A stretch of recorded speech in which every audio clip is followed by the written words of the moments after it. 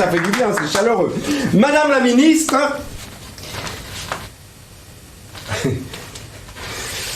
Mesdames, Mesdemoiselles, Messieurs, bienvenue à cette 23e cérémonie des Molières, pour la première fois en direct et en exclusivité du théâtre du Funambule Montmartre.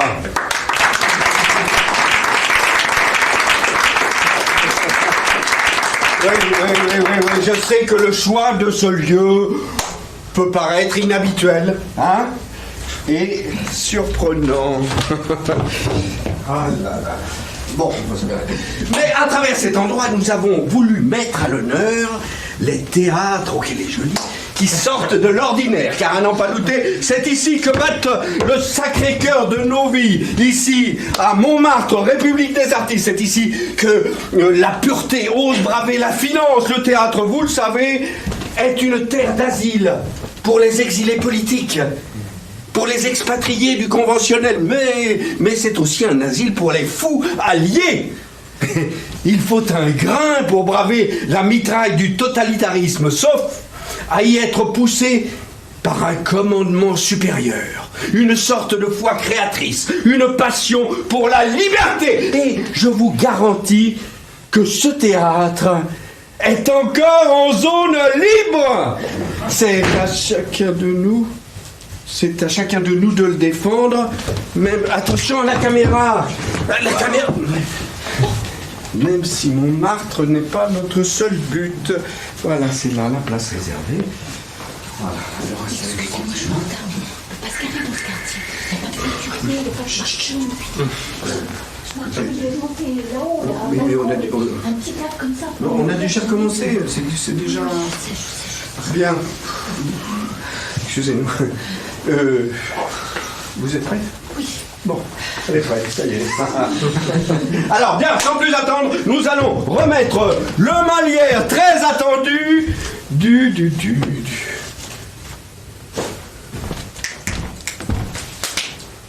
Ah oui. Non. Du meilleur comédien.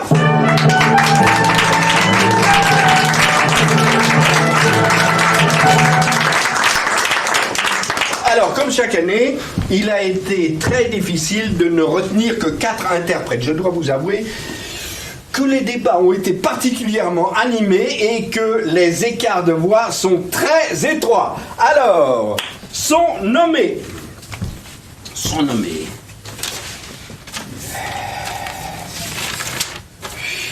Jean-Luc Génère pour le maître de Santiago. On peut y aller.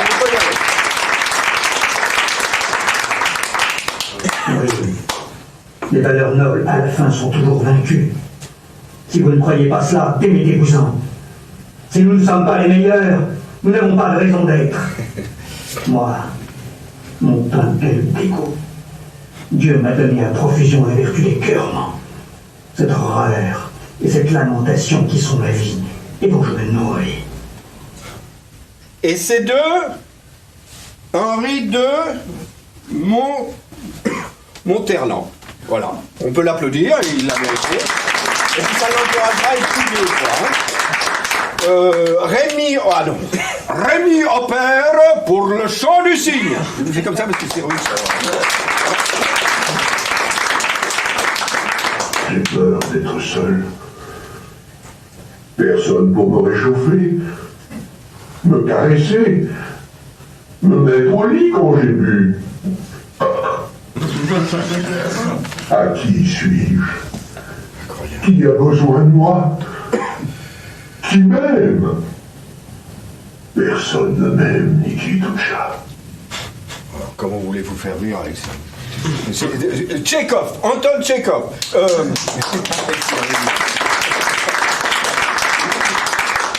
Pierre Casadei pour Entre père et mère. On peut y aller, on peut y aller. D'autant plus que l'auteur est dans la salle. La politique, c'est l'école de la vie. Et quelle jouissance insatiable de séduire, de convaincre, de conquérir, de satisfaire. Bref, de prendre du plaisir à donner du plaisir. Batailler, gagner, voler de victoire en victoire, terrasser ses adversaires. Oh, j'ai besoin d'avoir une proie en permanence. Et Dieu que j'aime ça. Ah, moi aussi. Hein. Alors, c'est donc Benjamin Opère. On joue ce soir sa deuxième pièce, d'ailleurs. Alors, je vous encourage à l'applaudir. Ça vous fera du bien à tous. Voilà. Et le quatrième, Pierre Escabeau pour Tartuffe. On peut l'applaudir. Oui. Voilà, il n'y a pas besoin de s'encourager. L'amour qui nous attache aux beautés éternelles n'étouffe pas en nous l'amour des temporels. Et c'est de... Eh ben voilà, c'est de... Ben voilà, c'est de Molière. On l'applaudit, Molière. Voilà. Alors... Hein? Je lis, qu'est-ce que je lis? La crispation, hein? Et l'espoir sur tous les visages. Toute la passion théâtrale s'est donné rendez-vous ici ce soir. Hein? Le Molière du meilleur... C'est peut-être vous, hein? Le Molière du meilleur comédien est décerné à... Pierre Escabeau pour Tartuffe.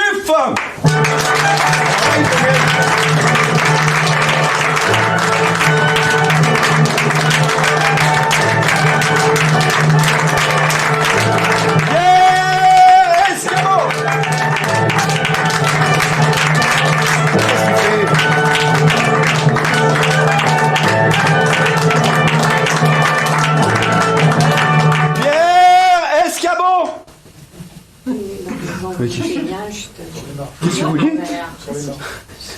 Attendez, il n'a pas dû entendre. Pierre Escabeau? Pierre Escabeau, où êtes-vous? Du monde, celui-là, hein? Et Pierre Escabeau n'est pas dans la salle, hein? Pierre Escabeau...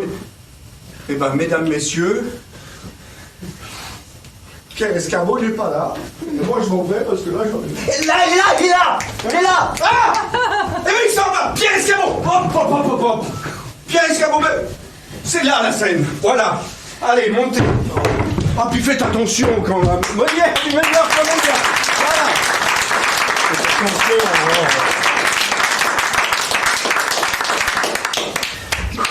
Pour vous dire la vérité, je ne pensais pas être récompensé ce soir. Mais enfin, vous étiez parmi les favoris. C'est la 3e fois que je suis nommé. Les 2 premières, j'avais prévu un petit texte, au cas où, mais je n'ai pas eu le Molière. Oui, ben, alors quelle impression ça fait d'être Molière du meilleur comédien pour la première fois? Comme je suis un peu superstitieux, cette fois-ci je me suis dit jamais 203 et je n'ai rien préparé. Eh ben vous avez eu tort, voilà, hein? Mesdames, messieurs, il a eu tort, voilà, on lui dit, il a eu tort. Je ne sais pas par où commencer. Si on pouvait me dire où sont les caméras, ça m'aiderait peut-être. Là. Ah, c'est celle-là? Oui, c'est la seule. La dernière fois, quand je suis rentré à la maison, ma femme, qui n'avait pas suivi la soirée, m'a lancé, en voyant ma mine défaite, « Toi, t'es encore bredouille. » Puis elle a ajouté, « Peut-être vises-tu trop. » En effet, toute ma vie, j'ai couru après les honneurs et les décorations. Oui. Toute ma vie, j'ai attendu ce grand moment si intense, si privilégié, où je pourrais brandir le Molière du meilleur comédien. Il symbolisait pour moi la plus belle des victoires, la reconnaissance de la profession, le sommet de toute une vie d'artiste. Ce moment, je l'espérais pendant longtemps, et en même temps je le redoutais. Tiens. Je l'appréhendais. Que puis-je espérer de plus maintenant? En effet, ce doit être une perspective très angoissante de penser qu'on ne peut pas faire mieux, qu'on ne peut pas aller plus haut. Vous savez, chacun a sa définition de la réussite. Oui. Mais moi, ai-je vraiment réussi? Alors bien sûr, certains diront, mais si, on peut toujours progresser, apprendre encore, transmettre son savoir. Mais quand toute sa vie, on a été très égocentrique comme moi, c'est difficile d'imaginer que d'autres prendront un jour la relève. Tenez, il y a quelques années, alors que j'avais été nommé pour la 2e fois au Molière, oui, et que je n'avais pas gagné, j'ai été tenté de quitter la scène. Non. Si, pour enseigner. Ah. La jeunesse me réclamait. Je n'étais pas insensible à tant de sollicitations. J'avais la possibilité de donner à ces jeunes pleins de vie le goût des beaux textes, de les former, de leur transmettre mon expérience, de partager avec eux mes envies, de leur inculquer ce que j'avais appris de mes maîtres. Ah, oui. Bref, de mettre en eux un peu de moi. Croyez-moi, ça a été dur de ne pas répondre à l'appel de la chaire. Non, je voulais dire la chaire professorale. Oui, la chaire professorale. Mais alors, pourquoi ne pas avoir cédé à la tentation? Pourquoi ne pas avoir façonné d'autres petits escabeaux qui auraient grimpé une à une dans la marche du succès et ainsi pu accéder au feu de la rampe? Tout simplement parce que j'ai estimé que je n'avais pas tout accompli en tant que comédien. Pierre Escabeau. Il me restait des choses à faire. Que je n'avais pas dit mon dernier mot. Je vous en prie, soyez bref. Oui, je sais, mais ne vous en faites pas. Je ne vais pas tarder à conclure. Ah. Je disais donc que j'avais eu du mal à quitter la scène, à partir sur un échec. J'ai donc poursuivi ma carrière dans le bouillon culturel, porté par les flots du succès, bravant les remous, alors que d'autres, au creux de la vague, faisaient la manche. Oh, ainsi c'est la vox populi qui vous a permis de continuer votre carrière. Rien ne m'a autant excité que ce contact si intime, si privilégié avec le public. Surtout quand les salles sont pleines, comme ce soir par exemple. Aujourd'hui, je te le dis, public. Oui, je te tutoie car tu es moi, tu es ma chair, je suis ton âme. Tu m'as tellement encouragé. C'est grâce à toi que je suis devenu ce que je suis. C'est le parterre qui m'a fait tête d'affiche. Merci à toi. Bravo. Et oui, merci, monsieur. Merci, madame. Merci, mademoiselle. Merci, mademoiselle. Ah, tu as raison, mon petit. Moi aussi, je trouve que j'ai du chien. Non, mais quand je pense à tous les films alimentaires que j'ai tournés, à toutes ces pièces médiocres que j'ai acceptées pour courir le cachet, garder la tête hors de l'eau, gagner mon pain à la sueur de la scène, mon existence n'a été ni fluide, ni facile. Pendant longtemps, j'ai été un intermittent du succès. C'est quand on n'a plus de pain sur la planche que le rideau et le ciel vous tombent sur la tête. Eh bien, merci Pierre Escabeau pour ce témoignage émouvant. Le matin, dans ma salle de bain, Mais nous avons d'autres Molières à décerner. après avoir fait des cauchemars de boue froide et d'accueil glacial, je tire le rideau, je plonge dans ma baignoire, et c'est dans l'eau que je fais mes exercices de diction. Escabeau, tu es le plus beau des cabots, un beau cas de cabotin, en tout cas un docteur Escabeau. Vous aurez beau chercher dans le beau teint, vous ne trouverez pas 4 cas de cabotin avec un teint comme le mien. Ça fait un bail que je fais le cabot, on ne m'abat pas comme ça, j'ai eu des hauts, j'ai eu des bas, et même si ma carrière fait des bas, même s'il me couvre de bobos, je resterai moi, Escabeau, tout en haut, le plus beau des cabots.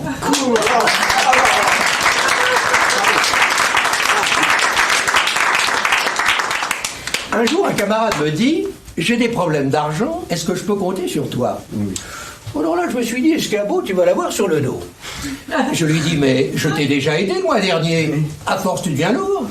Et voilà que tout à coup, il me traite d'avare, de misanthrope. Mais je lui réponds, mais c'est précisément parce que j'ai joué ces grands rôles que je n'en suis pas sorti indemne. Ces personnalités ont déteint sur la mienne. Et c'est vrai que j'ai remarqué qu'une fois sorti de scène, j'ai beaucoup de mal à quitter les personnages que j'interprète. Je suis surexcité par ma prestation. Je passe des nuits à ressasser mon texte en délirant sur mon personnage. Des nuits blanches avec des idées noires. Tenez un exemple. Quand j'ai joué Harpagon, je mettais à la porte tous les tapeurs qui en voulaient à mon portefeuille. C'était plus fort que moi. Pierre Escabeau, je vous en supplie, nous devons poursuivre la soirée. Bah évidemment, à force de m'interrompre, ça retarde la fin de mon speech. Moi, je reprends. Quand j'ai joué le misanthrope, je suis devenu allergique aux autres. Remarquez, je ne devais pas me forcer plus que ça. Et quand j'ai interprété Don Juan, je suis devenu, malgré moi, un coureur de jupons pendant toutes les représentations et toute la tournée. Ma femme n'arrivait pas à comprendre.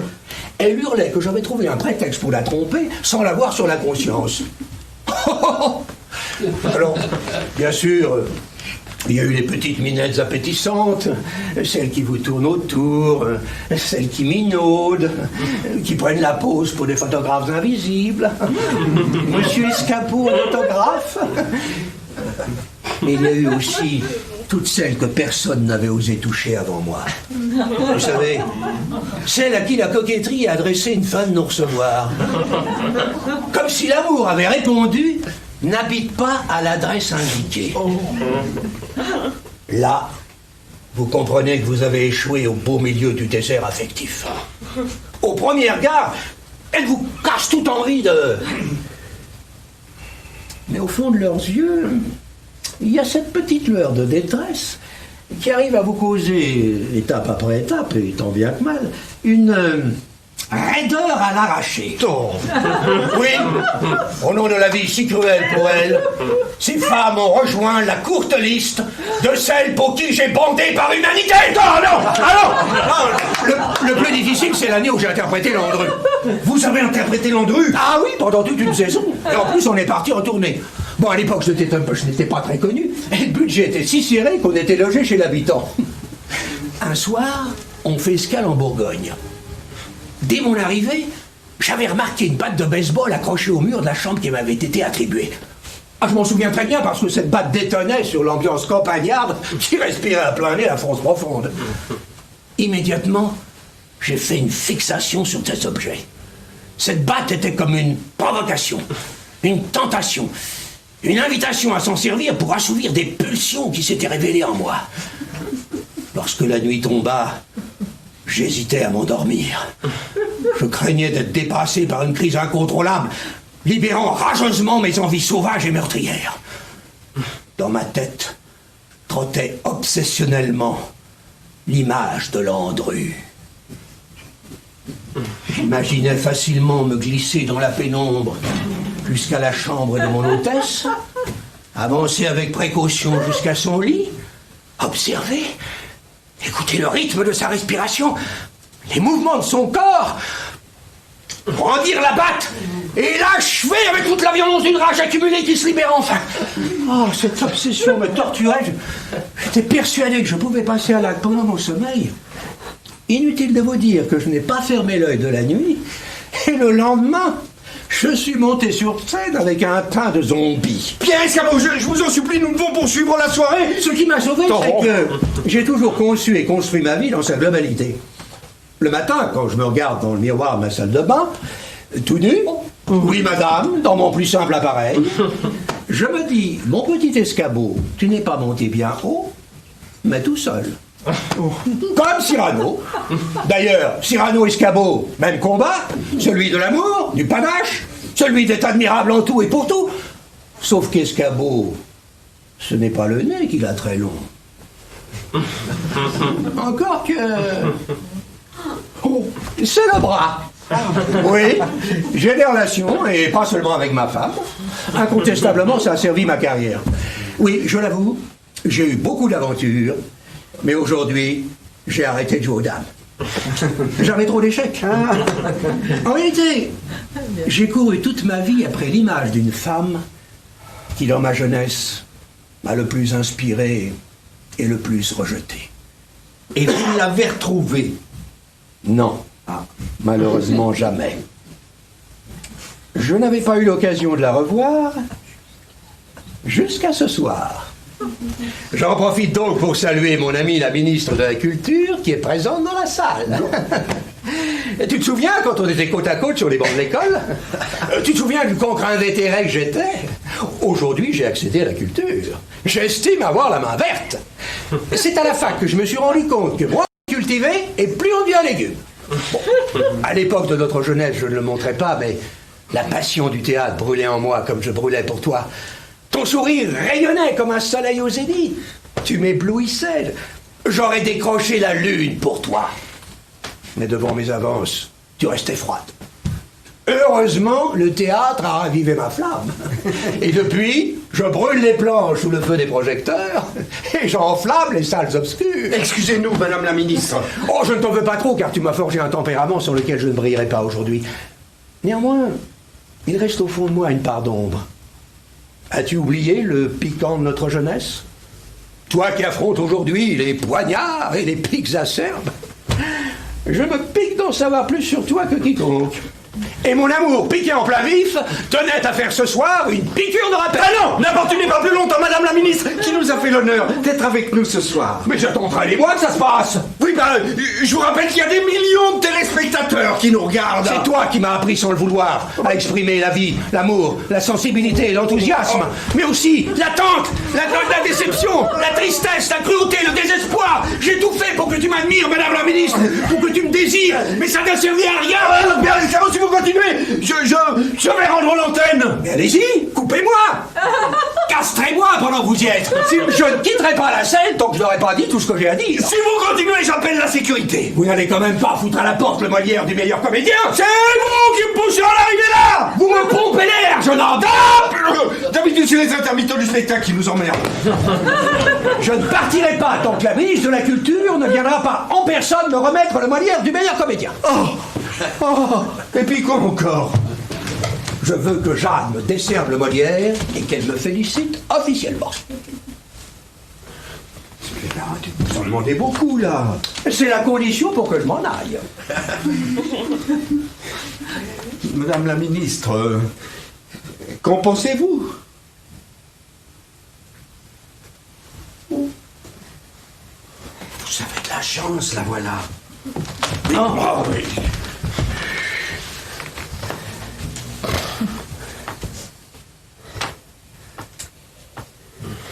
Bien. Mesdames, mesdemoiselles, messieurs, c'était pas prévu. Non, La vie réserve bien des surprises.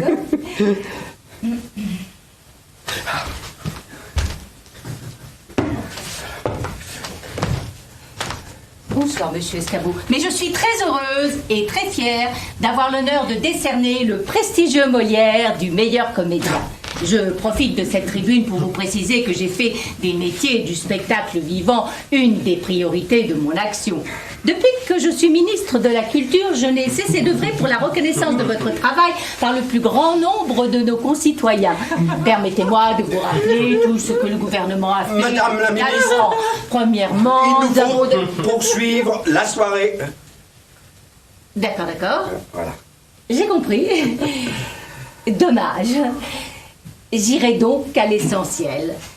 Monsieur Escabeau, vous nous avez offert aujourd'hui un large éventail de vos grands talents de comédien. On ne se tutoie Ce soir, plus. vous avez joué successivement les rôles du bourgeois gentilhomme, du misanthrope, de l'avare, de Don Juan, mais aussi Cyrano et Landru. Tout ceci nous a ravis, soyez-en sûrs. Vous honorez pour un seul rôle, et vous l'avez compris, très réducteur. Mais le Molière qui vous est attribué ce soir récompense votre brillante interprétation du difficile rôle de Tartuffe. Dans le rôle de l'hypocrite, tu aurais été meilleur que moi. Oh. Écoute, Pierre. Ah, il y a un progrès. Je ne crois pas que ce soit le moment idéal ni l'endroit adéquat pour... Jeanne, caché cet émoi que je ne saurais voir.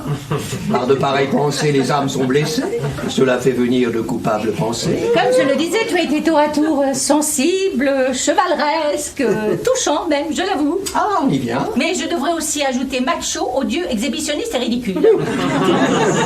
C'est trop d'honneur. Où veux-tu en venir à la fin? Mais nulle part, Madame la Ministre. Je suis simplement heureux de pouvoir enfin échanger à nouveau avec toi, après tant d'années, et dans un moment pareil. C'est tout? Non, ce n'est pas tout. Ah ben, ça serait trop court. Laisse-moi profiter de l'instant. Laisse-moi savourer le plaisir d'être couronné par la femme que j'ai tant aimée, à qui je dois ma vocation, et qui plus est maintenant ministre de la Culture et de la Communication. Ce n'est pas rien tout de même. Tu n'oserais quand même pas gâcher un moment pareil. C'est très utile à toi de montrer à tout le monde comment tu as réussi à toucher, à émouvoir un des plus grands comédiens français. Ça pourra servir ta carrière, tu peux en être sûr. Je me suis souvent amusé à imaginer ce que j'aurais fait en tant que ministre de la Culture. J'ai beaucoup réfléchi. Crois-moi, si j'étais à ta place, j'accorderais beaucoup plus de subventions au théâtre en général et au théâtre d'art et d'essai en particulier. Ben c'est vrai, quoi.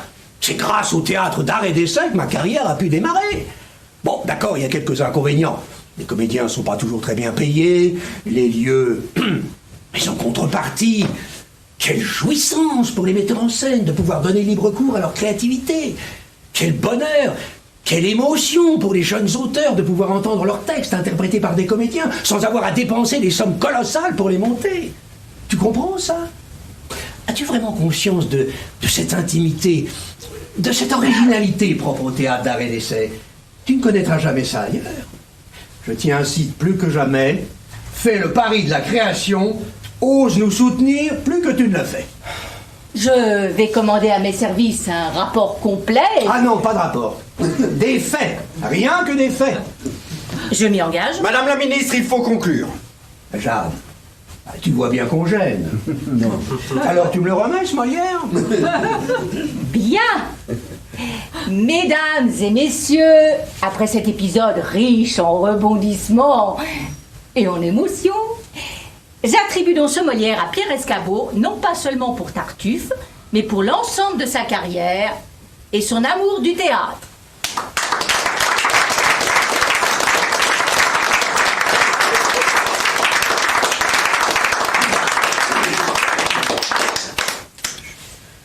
Mes chers amis, je suis très honoré et très ému. N'en doutez pas une seconde. Beaucoup de choses ont été dites ce soir, beaucoup de souvenirs ont été évoqués, beaucoup d'espoir, de l'aventure aussi. Les héros triomphent souvent couverts de cicatrices. J'ai voulu donner au théâtre autant qu'il m'a apporté durant toute mon existence. Mais après tout, ce n'est peut-être pas là l'essentiel. Je suis venu vous dire ce soir que je refuse ce Molière et que je tire ma révérence. Quoi? Je vous le dis avec plus de sincérité que je n'ai pu en mettre dans toutes mes interprétations. Je me mets enfin à nu, sans costume, sans maquillage, sans doublure, loin des paillettes et des artifices. Si je refuse ce Molière, ce n'est pas parce que j'estime que le talent n'a pas de prix, mais parce que je crois très fort que le bonheur est ailleurs. Toute ma vie, j'ai pratiqué la fuite en avant pour quitter le quotidien trop lourd à supporter. Toute ma vie, j'ai été un autre. Je veux enfin me consacrer à plein temps au plus beau rôle de ma vie, celui d'être enfin moi-même. Je veux vivre ma propre vie. Les soirs de première, les jours de dernière, les mondanités, les cocktails, les interviews, tout ça, c'est fini pour moi. Fini pour moi de jouer les Tartuffes. Quelque chose de nouveau commence pour moi. Mesdames, mesdemoiselles, messieurs, je veux vous dire ce soir, devant vous, sur scène, avec tout mon cœur, et pour la dernière fois en public, l'immense bonheur, l'émotion indescriptible que j'ai eue d'être avec vous.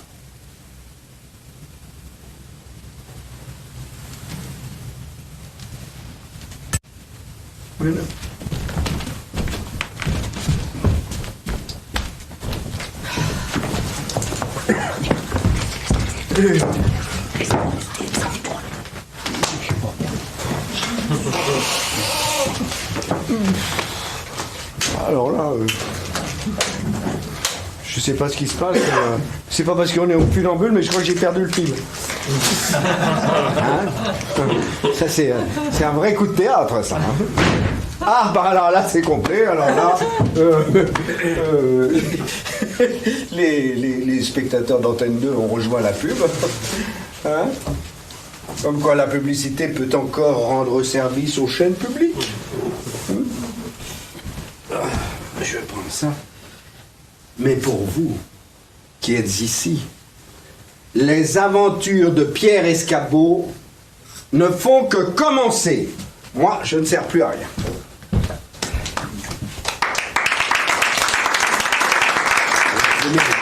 Encore que puisque vous insistez et que nous sommes dans un théâtre qui sort de l'ordinaire, je vais essayer de préparer ce plateau pour la suite de l'histoire.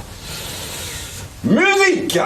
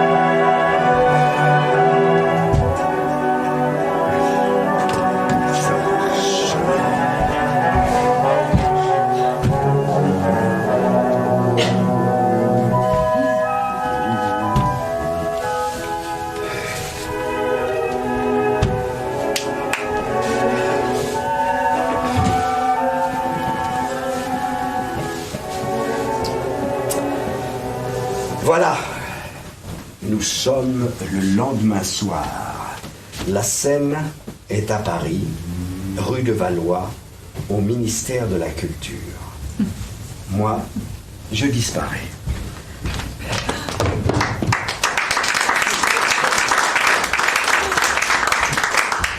La scène est à Paris, rue de Valois, au ministère de la Culture. Je l'ai déjà dit. Ah bon? Son numéro m'a troublé. Jamais un homme ne m'a fait une telle déclaration en public et m'a autant humilié à la fois. Non mais tu l'as vu, quand il m'a forcé la main, m'obliger devant des millions de téléspectateurs à prendre des engagements en faveur des théâtres d'art et d'essai. Il vous a piégé, et clairement. Tu crois que c'était prémédité? Je sais pas. Il faudrait demander au RG. Je t'en prie. Arrêtons là le ridicule. Déjà qu'à la sortie du Conseil des ministres, le président m'a demandé de lui faire une note détaillée sur les coulisses de cette fameuse soirée des Molières. Ah oui? Il s'occupe de ça aussi, le président?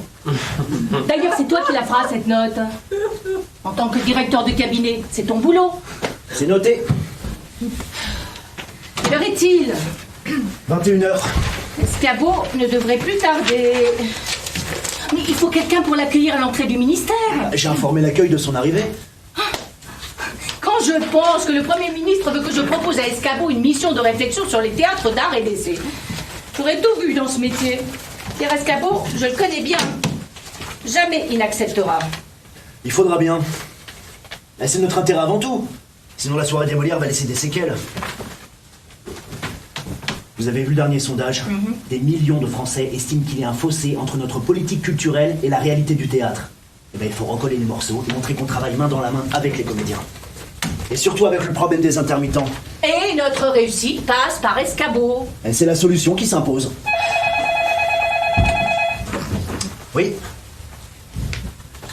Il est en bas. Fais-le poireauter. Faites-le patienter.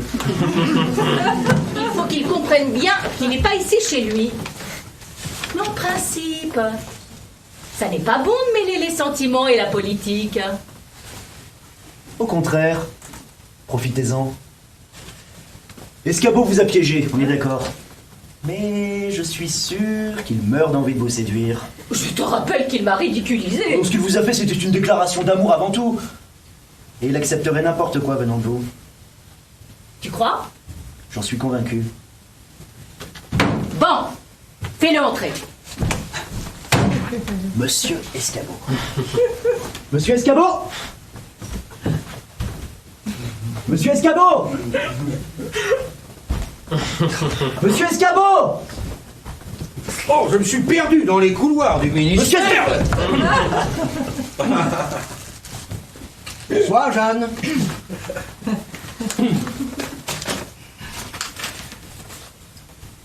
Ah, les lambris de la République, ça a de la gueule tout de même. Laisse-nous. Bien.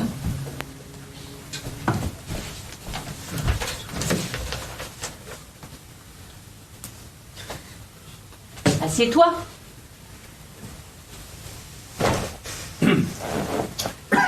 Je dois t'avouer que cette proposition de rendez-vous m'a beaucoup surpris. Je te précise que je reçois un par un tous les lauréats des Molières. Même ceux qui ont refusé leur prix. C'est normal que la ministre de la Culture fasse le bilan de cette soirée on ne peut plus culturelle. Tu dois être content de ton one-man show, non? Écoute, ça va plutôt bien. Vraiment? Sauf que je vais divorcer. Vraiment? Ma femme n'a pas apprécié ma prestation. Bon, c'est vrai que tu as déballé ta vie extra-conjugale. Hein? Et aussi mon lointain penchant pour toi. Tu l'as exprimé d'une mauvaise manière. Ce qui t'arrive, tu l'as cherché. Peut-être. Mais en tout cas, c'est dit, et ça, je ne le regrette pas.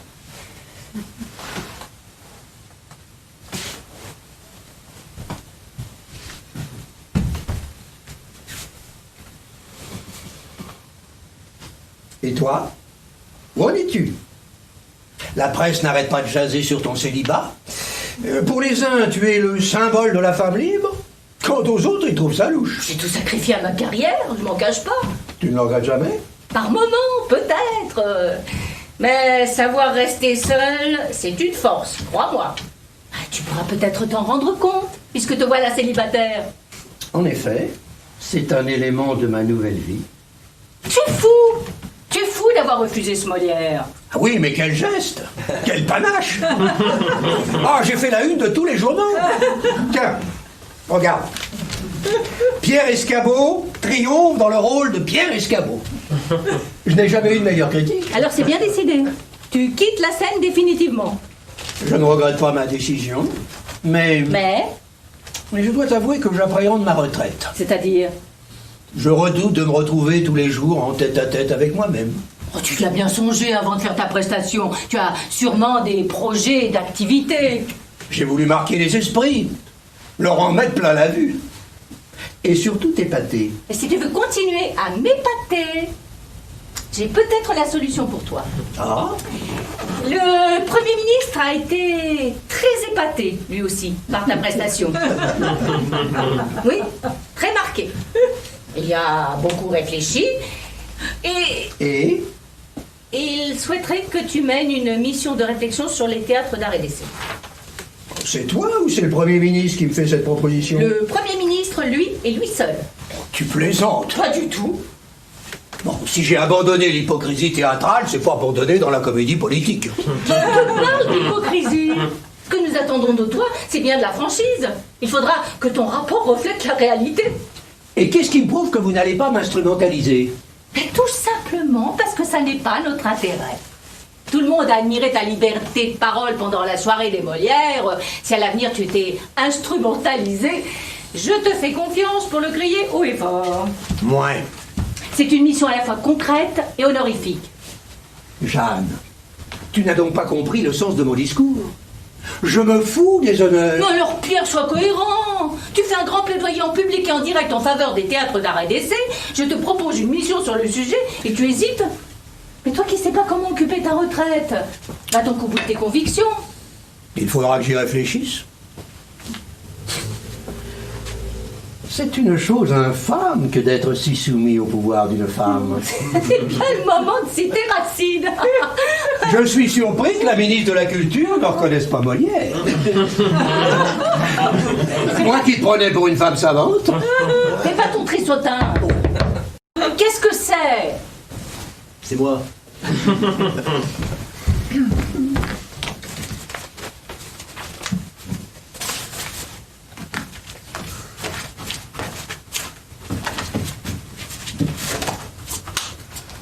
J'ai besoin de ce dossier pour la commission de demain. Bon, Tout va bien? oui.